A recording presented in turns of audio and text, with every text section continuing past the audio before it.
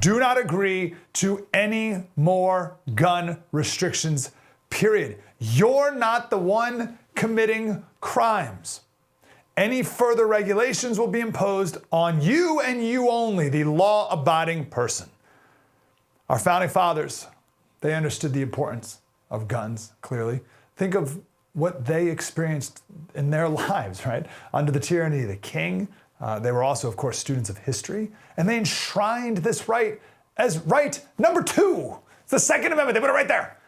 It's a right from God, your self-defense, that shall not be infringed by the government.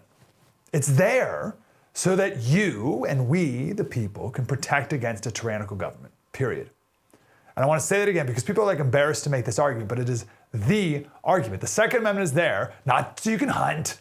Right? It is there so that you and we can protect against a tyrannical government.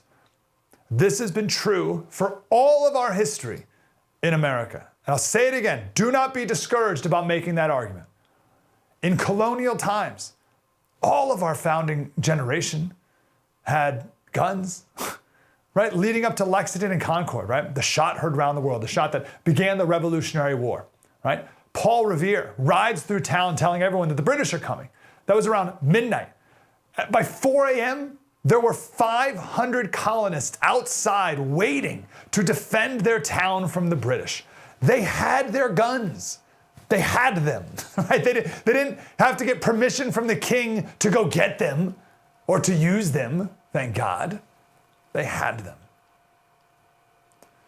When we were then, you go another generation, not even, about debating how to protect this right in our Constitution, I'm reminded of Noah Webster.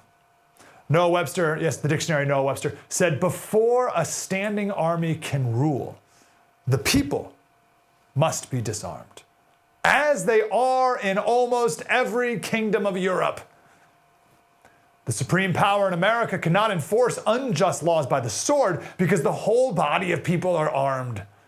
And we constitute a force superior to any bands of regular troops that can be on any pretense raised in the United States.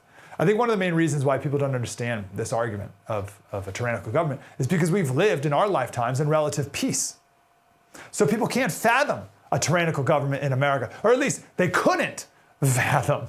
But in the beginning of COVID, when no one was sure how things would go, I had many anti-gun friends call me asking where they themselves can go buy a gun because they, for the first time in their lives, feared a breakdown of society. Hey, Slater Crusaders, one of the absolute top priorities from the left, and they'll never stop, is to take away your Second Amendment right. They hate that you are able to protect your family and that you are responsible and that you are able to protect against a tyrannical government. I'm so sick of conservatives and Republicans pussyfooting on this issue. The reason for the Second Amendment is to protect against a potential tyrannical government. Period. End of story. Never back down on that argument. We have some amazing guests on our special about the Second Amendment. We'll analyze the latest Supreme Court ruling. We also have a firearms instructor who's going to help us walk through the parts of a gun because there's people out there where guns are still scary, but they don't need to be. It's a tool just like any other tool.